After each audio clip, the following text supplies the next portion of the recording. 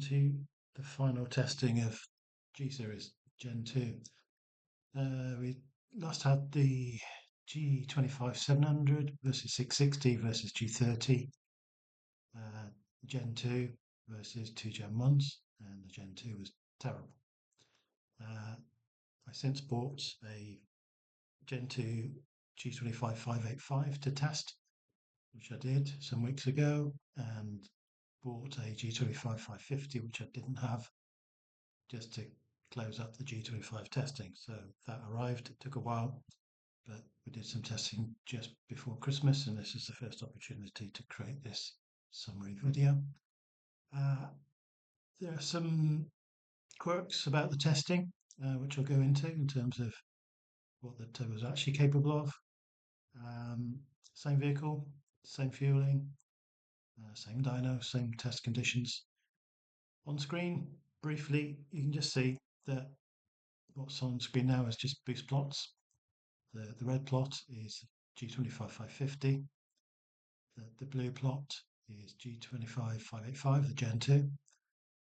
And the green one is the G25 660. So all around about 1.5, 1.6 bar boost, but you can see the onsets here. So as you would expect, the larger of the trio is the slowest to get going, closely followed by the new Gen 2 585, and then the 550, as expected, or as we already know, spools very, very well.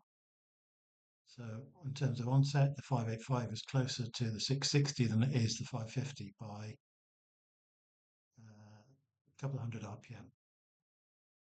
And it's 100 RPM faster spooling than a 660. So not a lot in it.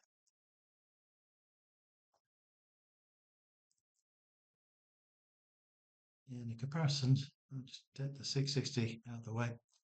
So it's a 585 versus the 550, boost for boost. So as I said, 3.7 boost, 3.4.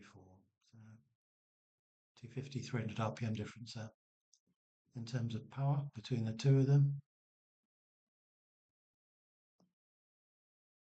the 585 makes a little bit less power down the bottom and makes a bit more power up top.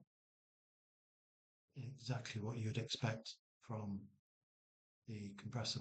So you lose a bit, but you gain a bit. So you have to make your decision where you'd like your power served up and choose the appropriate size turbo. In terms of pressure drop, so on screen, got boost pressure and back pressure. We'll just take the boost pressure off because it's essentially the same. So we got on screen is the back pressure measured in the turbine housing. So red is the 550, blue is the 585. So overall, the 585 has more back pressure. They just touch at 6, where they kind of the same. But overall, the 585 has more, although at the higher RPM, there's nothing in it in terms of actual back pressure. It's about the same. Now, what we have got is on screen boost again. So both of them are pretty much 1.5, 1.6 bar. Just get off the screen, make it easier to see. So red is the 550. So we're looking at shaft speed now. Now, one thing that's carried through on these Gen 2s is the shaft speeds are considerably lower, and the 585 versus 550 is no different. So 550 spools quicker, as we've seen on the boost plot, and as expected. 585 is about 10,000 RPM slower, about 4,500 revs.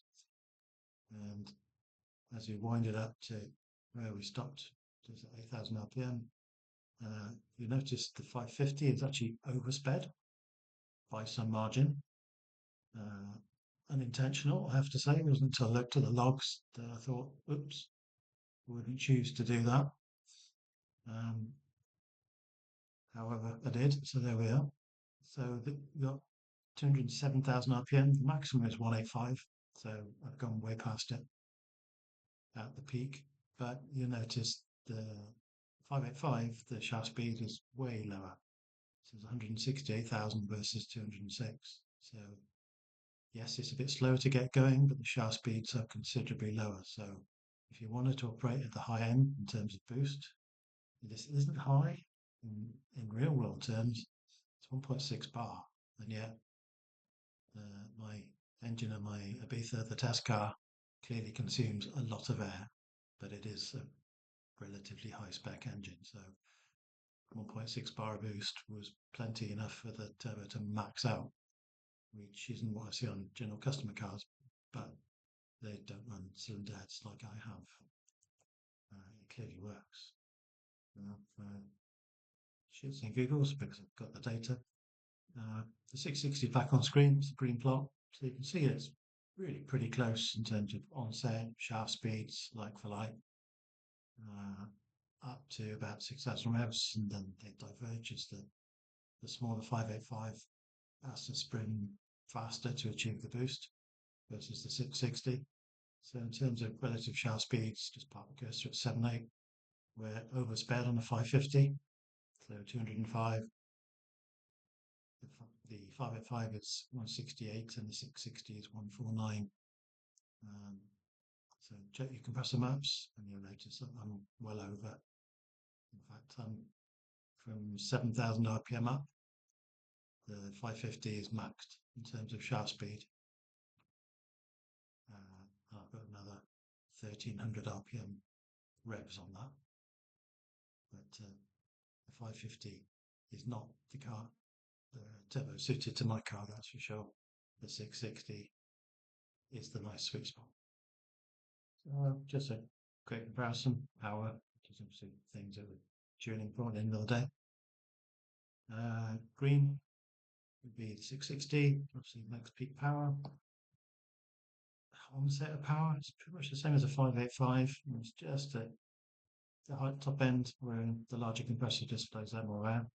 Likewise, the 550 is the most eager of all of them to get going. You can see the red trace, but it also runs out of puff the soonest and the earliest.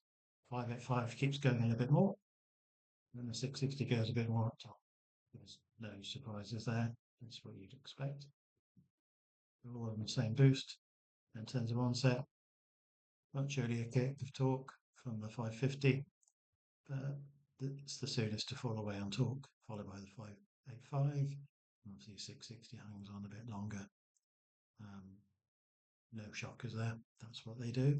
They're different size turbos. So you just need to decide where you'd like your power delivered.